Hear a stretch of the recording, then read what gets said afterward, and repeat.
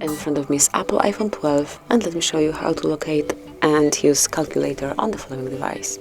So at first, on your home screen you have to locate utilities and then enter calculator. It's right here. And now you can smoothly do whatever you want to. So let me just sum some numbers. Tap on equal, and here you've got it. Then tap on C to remove the current number, and then you can make another summing. So this is it. This is how you can smoothly and easily use calculator.